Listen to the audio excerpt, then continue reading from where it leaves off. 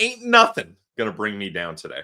Okay, then if nothing's going to bring you down, I'm going to go full throttle the other way. Okay. I've wanted to say this for so long. Ready? Pilsy, if the playoffs started today, on today's show, it's always a good day after beating the Toronto Maple Leafs. And we have a SensCentral Citizen in the heart of enemy territory. Today, it's Nick. We'll get into all that. Plus, we'll try not to overreact to back-to-back divisional wins on the road. But that's all coming up on today's Locked On Sens. This is Brady Tkachuk, and you're listening to the Locked On Senators podcast. Your Locked On Senators, your daily podcast on the Ottawa Senators. Part of the Locked On Podcast Network, your team every day. Welcome! You are locked on to the Ottawa Senators, the only daily podcast covering the Sens. On the outskirts of enemy territory, I'm Ross Levitan, alongside Brandon Piller up in the Blue Mountains. Today's episode is brought to you by FanDuel. You can start the season with a big return on FanDuel. New customers can place a $5 bet and get started with $150 in bonus bets if your first $5 bet wins. Just visit FanDuel.com to get started. Today is Wednesday, November 13th, and Pilsy, the Ottawa Senators don't just beat the Toronto Maple Leafs. It was never even close. 3-0 the final score. How are you feeling after a night to sleep on it? I feel great, Ross. Linus Ullmark gets the shutout. The Ottawa Senators pull off yet another defensive clinic on a division rival on the road. And I'm just jealous, Ross, that I didn't get a chance to go to the game, because there's nothing better than getting a road win like that up against your biggest rivals and shutting the door. They don't even get a second to be excited, and the Scotiabank library stayed quiet and sleepy. It started 41 seconds in when Josh Norris made no mistake. He's now got goals in back-to-back games. Love to see that. Tim Stützle, the one-eyed Timinator, as our guy Martian claimed it. He gets his 7th goal of the season and his 20th point as well. But it is the defensive conscious, the defensive responsibility, and the coverage in zone that's really helping the Senators with their success. And that's something that has become consistent in a season full of inconsistencies. It's now been 7 straight games that the Senators have allowed one of those 7 games, and it was the Buffalo one, over 30 shots on goal. In 2 of those games, they've allowed less than 20, 16 against Boston, 18 against the New York Rangers. The Senators are playing a high-tempo game at both ends of the ice. No longer is this the run-and-gun Senators that will go 100 miles an hour downhill, but like me on the treadmill, 1.5, 2 kilometers an hour max on the uphill. No, they're going defensively just as hard, and it is a treat to watch. How boring was that third period? It was fantastic. Yeah, that's the thing. I don't care if it's boring hockey if you're getting W's. And as Sens fans in the past, we've seen the system, the Guy Boucher system, lull teams to sleep, but it was effective at times. And if the Ottawa Senators are going to be able to commit to playing good defense, and they get the goaltending that we hope we can get from Linus Ullmark and continue to get from Anton Forsberg. And Ross, you talk about the defensive commitment. Obviously, that starts with the D-core, but I want to take a second to credit the Senators forwards for their commitment to defense.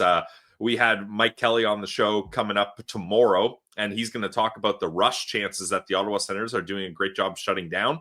And he talks about it. That starts with the forwards being able to put pressure and have numbers on the opposition when they're trying to transition the puck up the ice. So this whole team from top to bottom gets credit for being a much better defensive team than we've seen in years. Let's see what's next, but I want to focus on this game itself. Where do you draw the line? And I'm going to ask the same question to our SensCentral Citizen, but where the Senators were dominant on the road last night versus the Leafs just barely showed up. A bit of both, Ross, but this is the Locked On Senators podcast. I'm going to give the Senators more credit than blame on the Leafs. The Leafs are who we thought they were. Yeah, now, I mean, obviously, if you're a Leafs fan, you could easily spin zone this. Your captain, Austin Matthews, a Sens killer, was not there. He missed the last 3 games. They won all 3 of those.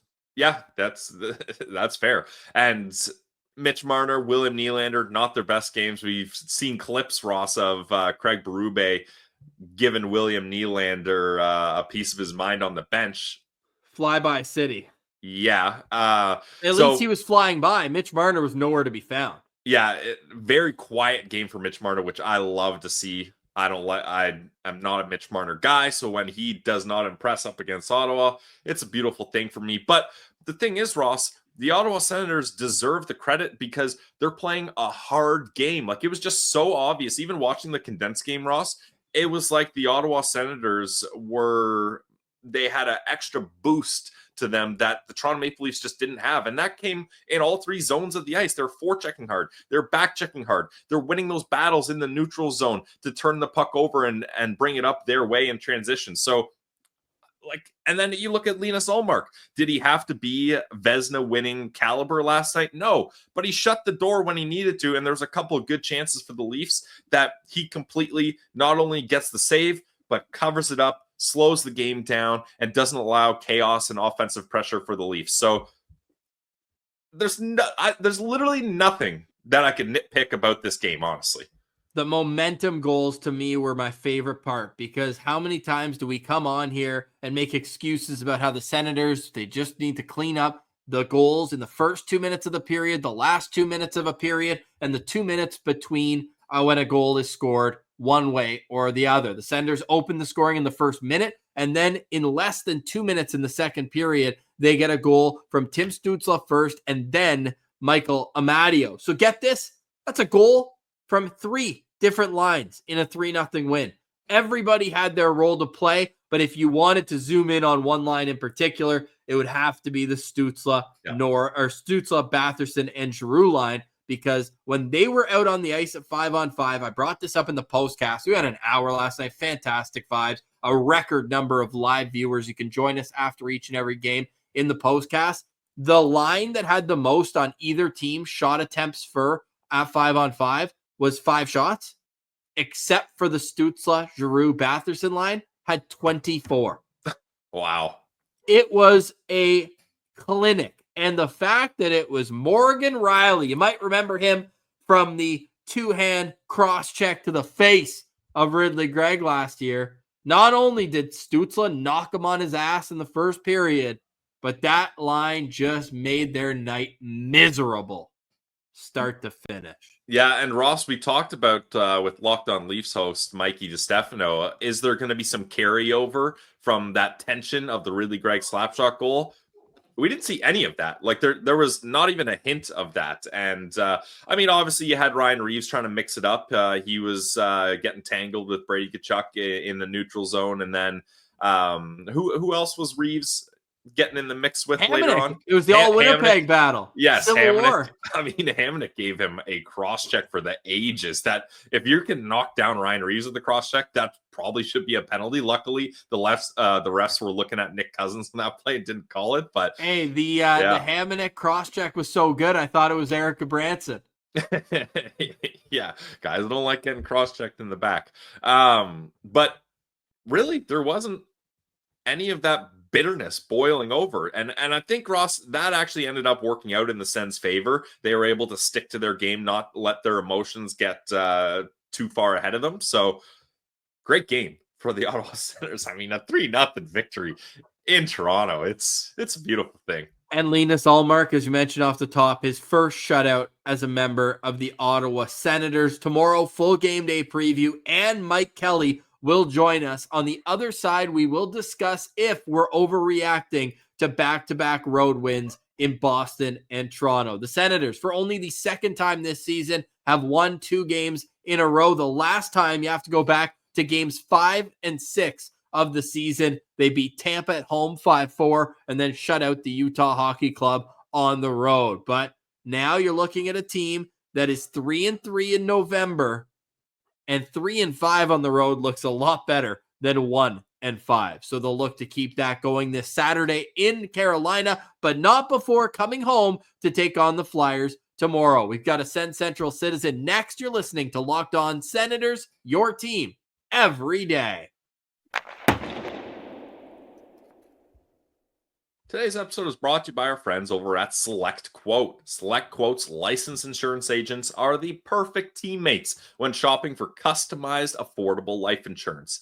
They can help find the right policy to keep your financial legacy safely in your family's end zone. Select Quote is one of America's leading insurance brokers with nearly 40 years of experience, helping over 2 million customers find over $700 billion in coverage since 1985.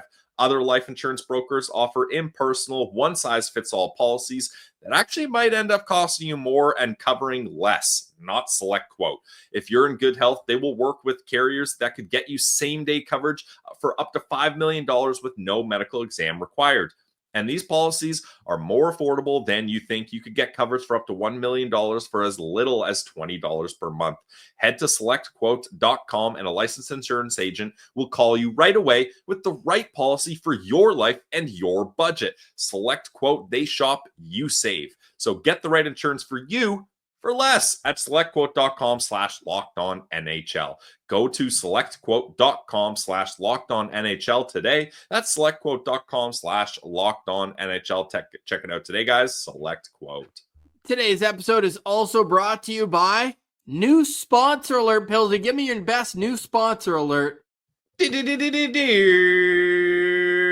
Nothing delivers comfort and joy quite like the unrivaled quality and taste of Omaha Steaks. This year, skip the holiday hustle and bustle and save 50% off gourmet gifts site-wide at omahasteaks.com. Plus, you'll get a $30 reward card when you shop early and score an extra $30 off with promo code NHL. With 5 generations of experience, Omaha Steaks constantly delivers the world's best steak experience, and the gifting experts at Omaha Steaks have made it easy to deliver the perfect gift and thoughtfully curated gift packages starting at $89.99. From legendary steaks to mouthwatering desserts, get 50% off site-wide at omahasteaks.com. Plus, Locked On Sens listeners, you get an extra $30 off with promo code NHL and a $30 reward card when you shop early. That's 50% off at omahasteaks.com,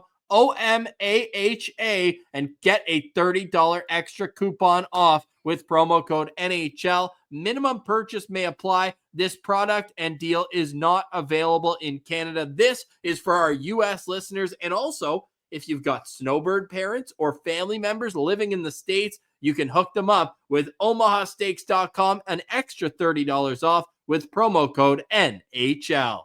All right, here he is, our SensCentral Citizen. It's Nick Bannard. All right, we now welcome on this week's SensCentral Citizen. We're going to the heart of enemy territory. That's where we find Nick Bannard. Welcome to Locked On Senators. What's going on, man? Hey guys, good to be with you today. It's a Victory Wednesday, so I'm very excited that this worked out to be this day of all days, broadcasting from Toronto. Is this a day where you wear the Sens jersey out for a dog walk, get your groceries, couple errands? It is. I was going low key yesterday. I had the hat on because you never know how the game is going to go later that day. So I had the hat on yesterday. Today it's definitely a jersey day.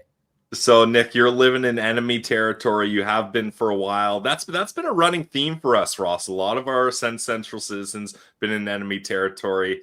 What's the vibe like being a Sens fan in enemy territory? Obviously, it's good today. Yeah, it's good today. You're always outnumbered, of course, but I seem to be the go-to Sens fan among everybody that I know here, right? So if something good or bad happens, I usually get a text or so like a link sent my way as if I didn't know already, right? But yeah, so vibes are pretty good, although the not making the playoffs part has really hurt because all I can chirp the Leafs fans about is the first round, but then they come back with the playoffs thing. So but it's been good. I just had my wife and I just had our first kid this past year. And so that's a new challenge with raising a kid in Toronto, trying to maneuver them to be a Sens fan eventually. So yeah. Wow. And we'll get into that a little bit further because something caught my eye, but I don't want to get to it right just yet. I want to ask you initially how you became an Ottawa Senators fan. Sure. So I grew up in Kingston, Kingston, Ontario, which, as most people know, in Ontario is kind of right smack dab in the middle of Ottawa and Toronto, and kind of Montreal as well. So growing up in Kingston, there's kind of equal parts, by now anyway, there's equal parts Leafs, Sens, and Habs fans. But growing up, I was surrounded by a lot of Leafs and Habs fans. And, when I was pretty young when the team, when the Sens started in 92, I was 3. But growing up, my dad, I started watching hockey with him and getting into hockey in general. And my dad grew up in Nepean in Ottawa. And growing up, my grandparents still lived in Ottawa, and my grandma still does, in Carp. And so geography, Carp is right next to Canada. And so my grandparents lived, 5 minutes away from the rink, from the Corel Center at the time. So long story short, growing up in Kingston, going to visit my grandparents in Ottawa, eventually my dad went, you know what, let's take the kids to a game. And there's a rink right there. The new team is there. So my first game at the Corel Center was November 96. I was 7 years old. So that's kind of when I traced back my first Sens memory was going to that game when I was 7. Now, it sounds like there was a lot of influence from Habs and Leafs fans in your life. Was that an easy choice with the grandparents being there and then going to that game? Did that seal the deal, or was there a little back and forth deciding which team was going to get your loyalty? It was pretty much right away. Nice. Going to that game, I remember for some reason, I have this memory, and my dad corroborates it, that I was a small kid, and going up to the 300s in the top of the 300s in the nosebleeds, I was climbing stairs and getting all getting the queasy feeling going up that high. And so I just remember being in that arena, and really that kind of sealed the deal, as being at a live NHL game. So I don't know if he had taken me to my first game in Toronto. You never know, that could have been it. But you would have fallen asleep in the library. You would have had a little nap there. That's right. And that would have been 96. So I don't even know what their team was like back then. But so being at the game was sealing the deal. And then after that, I kind of started meeting Sens fans my age, right? Because we were all kids, and they started to become pretty good around that time. Yeah, I was going to say your timing pretty impeccable if it's 96. In the spring of 1997, the Sens make playoffs for the first time in franchise history, and then didn't miss until 2009. So you came at a time where some of these young players that became legends of the franchise were just starting to make their mark. So initially, in those early years, who were the players that really got you in? Who are you pretending to be on the ODR? I liked the speedy guys. So growing up, I liked Hossa, I liked Havlat, Spezza, obviously. Spezza came in as a rookie when I was in grade 7 or 8. I think that checks out. Maybe earlier than that, grade 6. But he came in that playoff series against the Leafs, and I remember liking him right away, just based on his style of play. So definitely speedy, puck-moving guys. And then, in later years, then I would, come to appreciate the Alfies and all those guys. But it was always the speedy goal scorers, as you do as a kid. Let's get to the team today, unless, Ross, you have anything more nostalgic to hit on? No, the vibes are too high right now. I think you're all right on track. Okay, good. Because usually when the Sens aren't doing well or coming off a loss, we really tap into the nostalgia. But I think we can get past the nostalgia and indulge in today.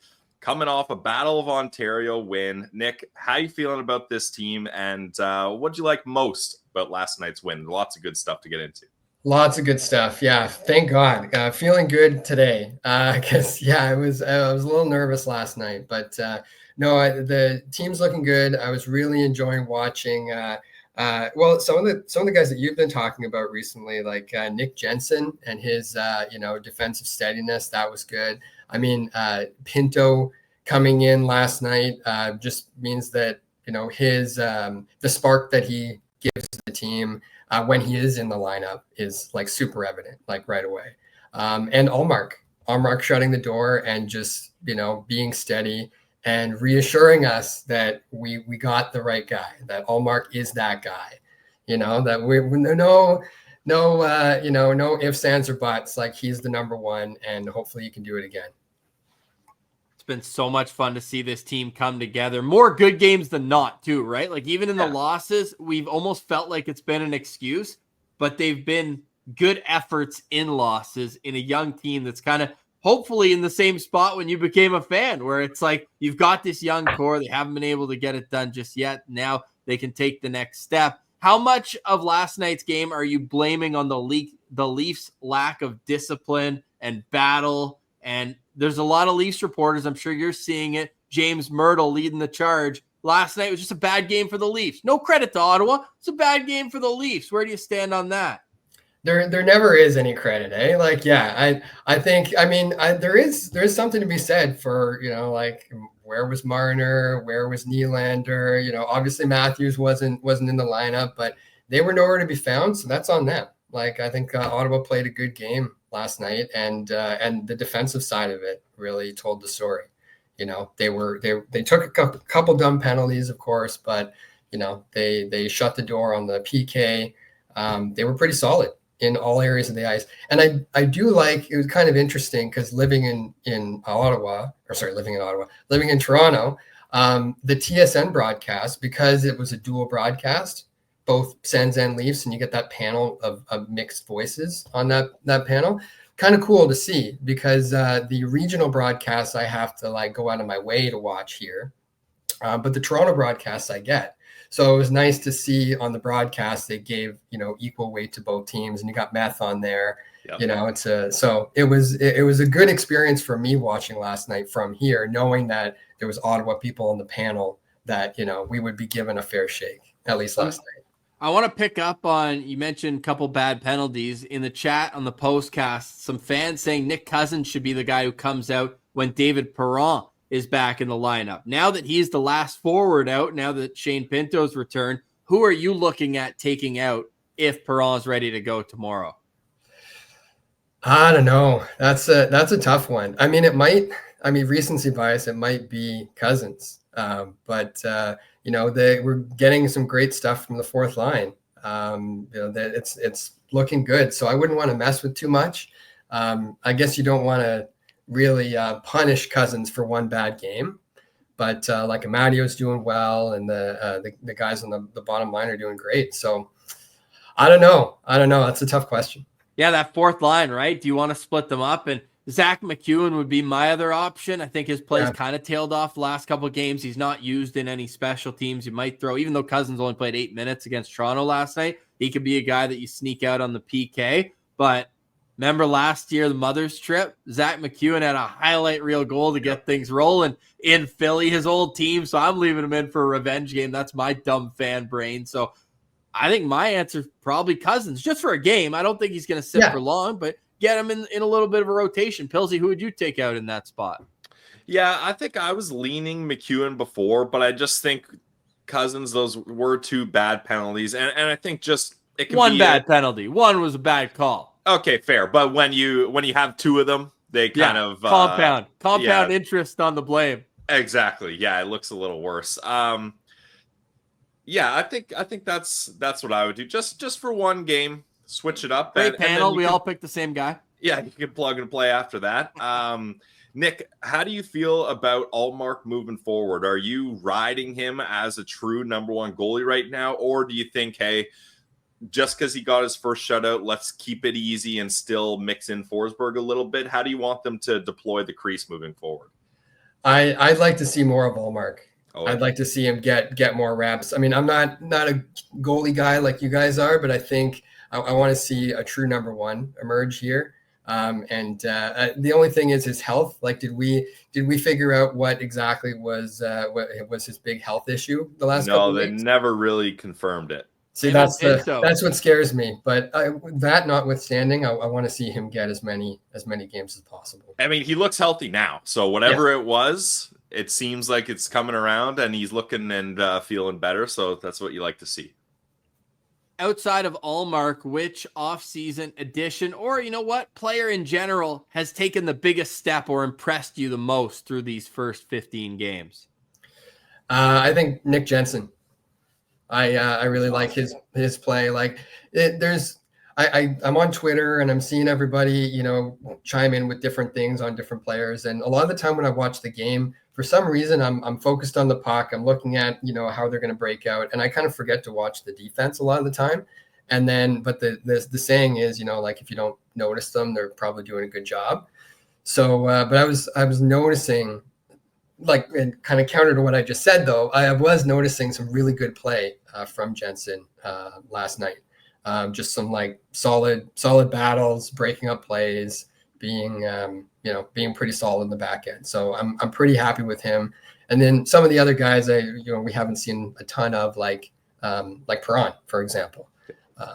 But him and Allmark, Jensen and Allmark, I think are the two that I would say. Which shows in the stats where in expected goals against and all the shot suppression stats, they're doing a lot better this year than they were last year. I think, just to pick up on what you said there, Nick, because I think I get it. Maybe you were expecting not to notice Jensen and that would have been good enough. I think what's impressed me the most is his puck skills. I knew that he could defend well with his skating, but like when he has the puck and you're focused on him, all of a sudden he's making a great breakout pass or he's skating himself out of trouble. So yeah, Nick Jensen, not enough praise for that whole pair because, I mean, Thomas Chabot, as much as we say the new guy is elevating the one who's been here and we've seen struggle at times, I think Chabot is a perfect partner for him too. So it's a great little top four the Sens are building here, it seems. Oh, yeah. Yeah, it's really showing. And even some of the games they've lost, you know, there's been some defensive lapses here and there.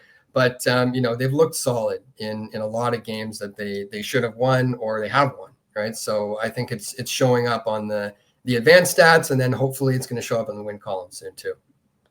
Final question for me here, Nick. This has been awesome having you on as a SensCentral Citizen. Coming off the heels of a Battle of Ontario win, would you be in favor or opposed to the idea of Sens Leafs round one in the playoffs? Like, is that something that excites you, or it's like, for them getting back to the playoffs first time in a long time, let's have another team so there's not all this pressure? How do you feel about that?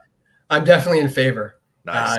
I think a lot of us want that. Ooh. We want the heat. We want to get over the hump. We want to, I think we match up well against them. So, and then of course, just the banter, you guys mixing it up on Twitter. I saw in the, a Martian was mixing it up with Biz as well. It's just, It's going to be great for the banter. And then my personal life as well. I've got so many Leafs fans around me. I'm sure you guys do as well. So, and we might have to rent an Airbnb by the rink for those 2 games in Toronto. Eh, Pills? We'll do it. Leave the door unlocked. Any Leaf fans want some? Let's go 24/7. Yeah. I love it, though. I like that. Pressure's a privilege, eh, Nick? You want it. That's right. I want it for sure. Yeah, awesome. Well, hey, this has been a fantastic conversation. Really appreciate you coming on, Nick, and we'll check in with you as the season continues and maybe we get closer to a Battle of Ontario. Thanks for doing this. Sounds good, guys. Cheers.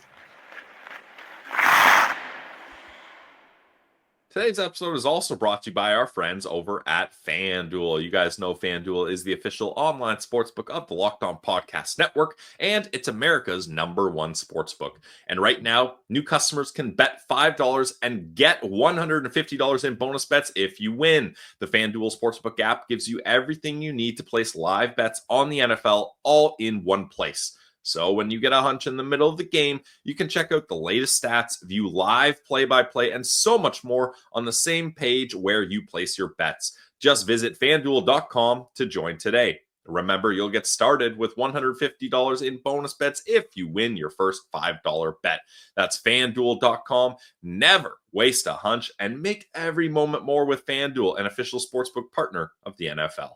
Today's episode is also brought to you by the GLEBE Central Pub. Find them in the heart of the Glebe at 779 Bank Street and let them know that Locked On Senators sent you. You'll get 10% off your order on Senators game days. Go to the GCP for wings, for sandwiches, for the burgers. My favorite, the smash burger. You kidding me? Delicious. Goes down so smooth with a GCP lager. You can also get the great vibes that they give away for free at the GCP. Whether you go there for live music, trivia night, there's always something going on at the GCP. Head there to watch the Sens games. As I mentioned, the road games especially, you'll get 10% off your order. Or when you go to take the Sens Shuttle, you'll also be there on a game day, 10% off. Just tell them you listen to Locked On Sens, and that's where you heard about the GCP. Don't forget the Sens Shuttle, the best vibes, $17 round trip to and from the CTC. The full list of games through the end of the calendar year are all available to pre-book. GLEBECentralPub.com. Just check off, Locked On Sens sent you, and we will make sure your vibes are free. Sue will get you there and bring you right back. Get your tickets, GLEBECentralPub.com, and visit them at 779 Bank Street and let them know that Locked On Senators sent you. It's the GCP, where the vibes are free.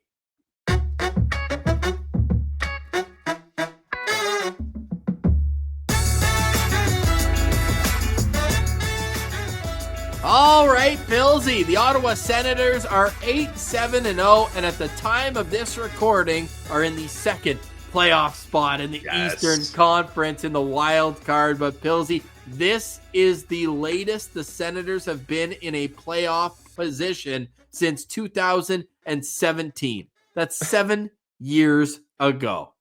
And we're talking about being in a playoff position in November. The last one, the last possible playoff spot you can be in. Hey, I'll take it. I'm not apologizing for that, Ross. I feel too good about that win over the Leafs that ain't nothing gonna bring me down today. Okay, then if nothing's gonna bring you down, I'm gonna go full throttle the other way. Okay. I've wanted to say this for so long. Ready? Pilsy, if the playoffs started today, the Ottawa Senators would be taking on the New Jersey Devils. I don't like that. You'd prefer to play Florida? No. Let's just get the playoffs. I got my sights set on one team for the playoffs. Nick talked about it. I'm with Nick on that one. But yeah, it's a little early for that, Ross. But the way this Sens team is playing, it was fun to say, though. If the playoffs started today, we're having fun. We're having fun. Too much fun, though? No, is fun illegal? Not on this show. No. But the way they're playing is sustainable. And this is the type of play that good teams are able to have up against other good teams, especially division rivals that you're battling for those playoff spots. Because the Ottawa Senators of the past, even at the start of this year, Ross, my whole thing was they're going to have to play a run and gun game and Allmark's going to have to bail them out.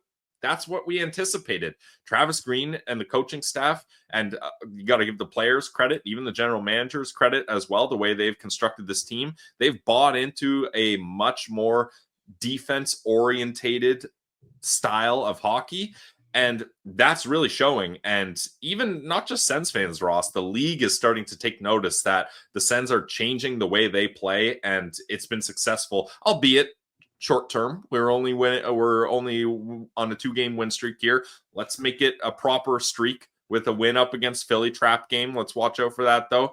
But I'm feeling good about how the Ottawa Senators are playing, and they deserve all the credit.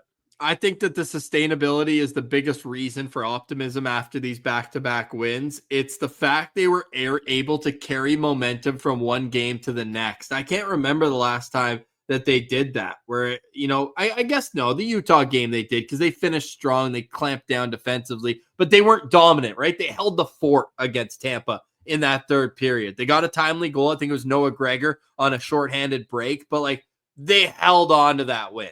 In the Boston game, they put the pedal to them and then came out against Toronto and dominated the first period. So it's the carryover that I think gives you confidence that the maturity is getting to that spot where this is just the expectation. Yep. And having Linus Ullmark is basically an extra member of management or the coaching staff, where you hear him after the game last night. Senators post that always on their YouTube after the game, one video throughout. We listen to Timmy on the postcast, but listening to Ullmark after, they are not satisfied in the least. They're almost disgusted when reporters give them those leading questions, how good does it feel? Your success, all of that. And I like the attitude that this team has. No, and that's the way to approach it, Ross, because otherwise, if you're totally satisfied by a win up against your rivals on the road, then that kind of tells you where your goals are at. And their goals are set higher than just getting those kind of landmark victories along the season and not really caring where you end up at the end of it. So this is the right approach. This is the way. Artem Zub back. Shane Pinto back. David Perron skating with the team at home. We're not sure if he'll return tomorrow on the episode. On Thursday, we will discuss who could come out. I know we talked about it with Nick, but I want Pilsy's deeper thoughts on who the options could be if Perron returns. We do know that Shane Pinto returned. Pilsy, what were your thoughts of his first game in the last 9? And again, the stat continues 30, 15, and 3 all time when the Sens have Norris, Pinto, and Stützle in the lineup. Pinto, the only one of those 3 that didn't light the lamp last night. Yeah, true. I mean, it's his first game back in a couple weeks. I kind of mentioned that I thought Pinto was one of those guys that had the ability to hop right into things. He wasn't really that noticeable last night, and that's okay. I mean, the biggest play was him getting just his face shoved into the ice by Oliver Ekman-Larsson. That was crazy. And then, unfortunately, Ross, he did get close to lighting the lamp, though. He just missed on an empty net chance. But that's fine. And, like, he's your third-line center. If the other 2 guys who you mentioned scored goals in this game and both played great, in my opinion, are able to keep their game at a good level, that they don't need Pinto to elevate his game, that's totally fine. I'm not worried about Pinto. Green even said in the press conference today, Ross, that it might take him some time to get back to his playing form, because we still don't know what the injury was. So who knows if it's, maybe he's not at 100%. He's still somewhere in the 90s, still working his way back, or just trying to get the pace and timing of his game right. I'm not sure. But to answer your question, I'm not worried about Pinto. He's going to pick it up. And that third line with the speed of Gregor, with the defensive ability of Michael Amato, and hey, he can put the puck in the back of the net when he gets the opportunity too. And then the two-way play of Shane Pinto centering those guys, I think they can have a lot of success. Well, we know it took a couple games for Artem Zub to feel it. Now he had a multi-point game last night. 2 assists for Zub. Our guy Nick Spence, Zuber fan, I'll say, pointed out that when Artem Zub has multi-point efforts, the Ottawa Senators are 8-0 all time. So give it to Zub and let him find a way. Pillsy, any final thoughts on today's show?